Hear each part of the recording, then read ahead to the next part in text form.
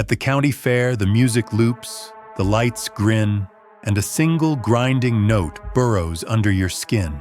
We were told to sign, to quiet down, to let the ride spin. They painted over the damage and smiled for the cameras. But some things keep turning, and some secrets don't stay in the dark.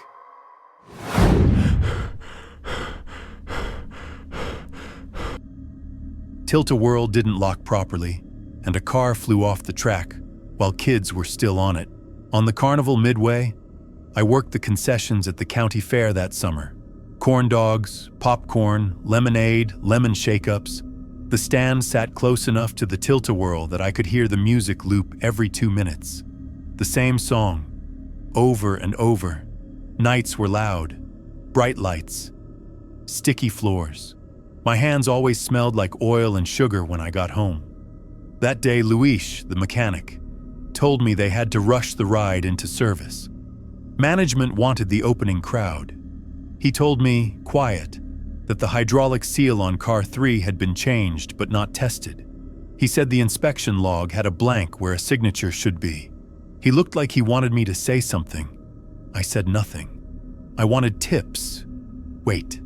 The ride ran fine for hours. Lights spun, people laughed. The operator walked the platform with a radio clipped to his belt. We sold corn dogs and people chewed and clapped. It was humid. The smell of fried oil mixed with electricity. At 11, the line was long and the barkers shouted. We joked about the tilt and how it made you feel young. Hold up. Then a grinding started. It sounded wrong. Not the usual metal song, but a thin, sharp screech. I looked up from the register. A car jerked and a kid shouted. The operator called on his radio and got no answer. He called again, faster. The ride kept spinning. People laughed at first. Then someone screamed when a car jolted and a seat latch snapped. A girl slid partly out and her shoe flew into the night. The platform lights blinked and then went dim. Someone hit the emergency stop, but the wheel kept turning a few slow times before it slowed. Now. The supervisor pushed through and told staff to move crowds back. He said quietly, "Handle this, don't let it get viral. We can't shut the ride down." He used words like quiet and statements and insurance. He shepherded witnesses to a back tent and asked us to sign short notes. His face was white like popcorn salt. I watched Luis stand by a blue toolbox and rub his arms like a man who had swallowed cold. He had skipped a full test to get the ride open. He said management pushed. He apologized sideways to no one, and then he wiped his hands and walked away. We saw the piece that broke. A hydraulic seal split and sprayed fluid. The jack that supports the arm slipped.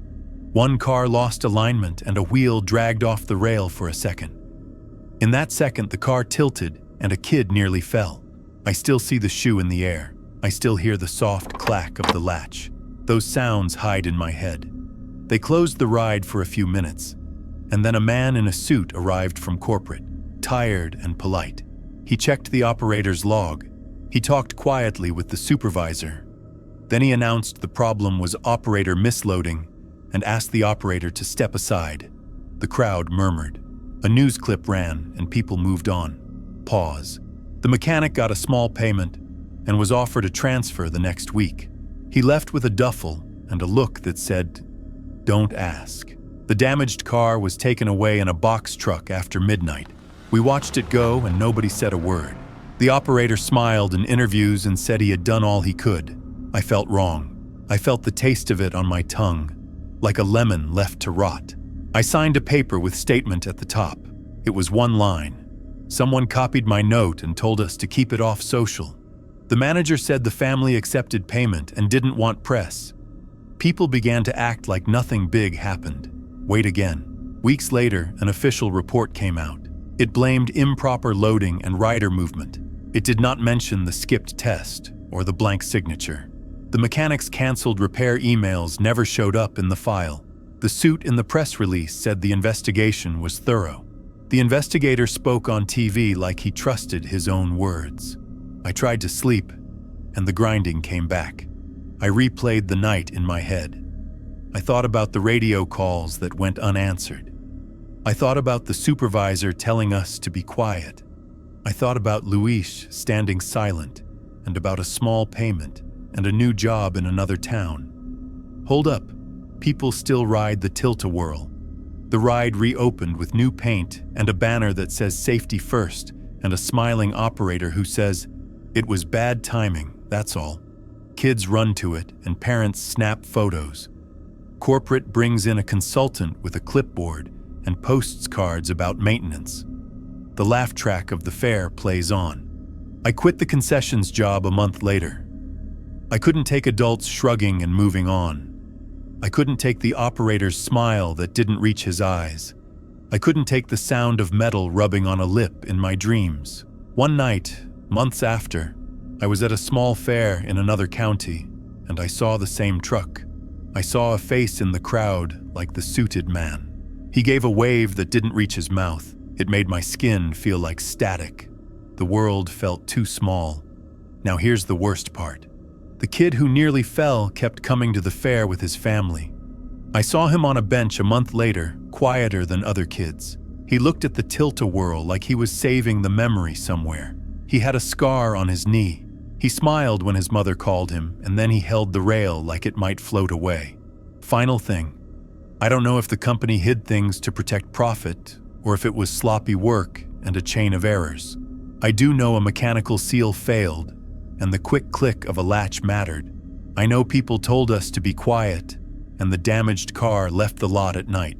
If you ever hear a grinding that doesn't sound right, stay away. If someone asks you to keep it quiet, say something louder. Watch the cars. Look for blanks in the log. Check signatures. I still smell oil sometimes when I pass a fair. It makes me look twice at the lights and the man on the platform. The Tilt-A-Whirl turns and the music plays. People laugh.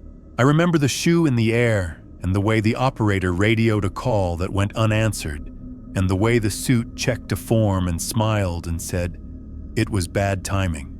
I don't have answers." I have the memory and a scar like a pinprick in my mind, and the feeling that if we ignore small things, they will grow into something bigger. Sometimes I stand outside the fair in the dark and listen. I count the music loops, the cars. I think about Luis and the kid and the papers. I carry the memory like a small stone in my pocket to weigh my steps and wake me.